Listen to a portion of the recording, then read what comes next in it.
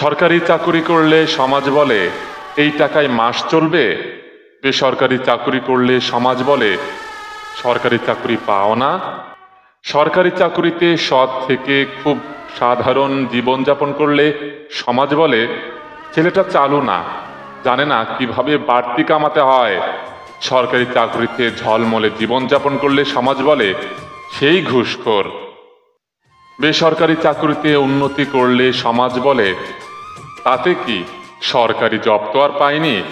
বেসরকারি চাকরি করে কোনো রকমে জীবন চালিয়ে নিলে সমাজ বলে কামলা খাটছে, কিছুই করতে পারল না লাইফে।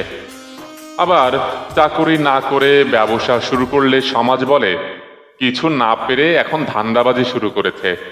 আবার কিছুই না করে বেকার থাকলেও সমাজ বলে অচল মাল, আকাম্মা, জীবনে কিছুই করতে পারল না। জি, এটাই সমাজের বাস্তবতা। আপনি আপনার জায়গায় ঠিক থাকলে কে কি বলল ইটস নাথিং। তাই পারতপক্ষে সমাজের ধার না ধারাটাই উত্তম।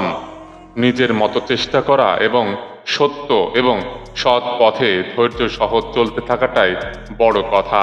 সৃষ্টিকর্তা যা ভাগ্যে রেখেছেন তা অবশ্য উত্তম। নিজের কাছে সেটা উত্তম মনে হোক বা না হোক, তাতেই মঙ্গল নিহিত। যে নদী নিজেকে সামলে নিতে পেরেছে তার বুকেই সভ্যতা তৈরি হয়েছে। ঠিক তেমনি তোমাকেও নদী হতে হবে, সামলে নিতে হবে নিজেকে। জীবনে চলার পথে অনেক ঝড় ঝাপটা বাধা বিপত্তি আসবে, শুধু তোমাকে শক্ত হয়ে সকল পরিস্থিতির মুখোমুখি হতে হবে।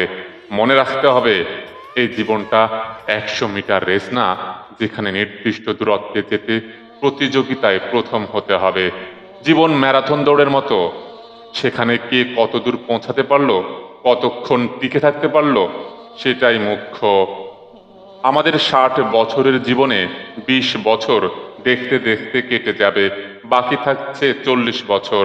আর এই 40 বছর তোমাকে শেখাবে বাস্তবতা কি, শেখাবে জীবনের আসল মানে। যত বড় হতে থাকবে বকাগুলো খোঁটা হয়ে দাঁড়াবে। প্রিয় মানুষের থেকে হৃদয় বিদারক কথা শোনার জন্য প্রস্তুত থাকতে হবে।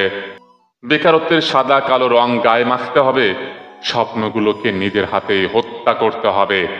পরিবারের সুখের জন্য শরীরের ঘাম শরীরেই শুকিয়ে দিতে হবে। এমনকি চোখ দিয়ে জল গড়ালে ধুলোর দোহাই দিয়ে চোখের জল চোখেই মুছে নিতে হবে। আর এখান থেকেই তুমি শিখবে বাস্তবতা কি, শিখবে জীবনের আসল মানে। হ্যাঁ, তোমাকে নদী হতে হবে, সামলাতে হবে নিজেকেই।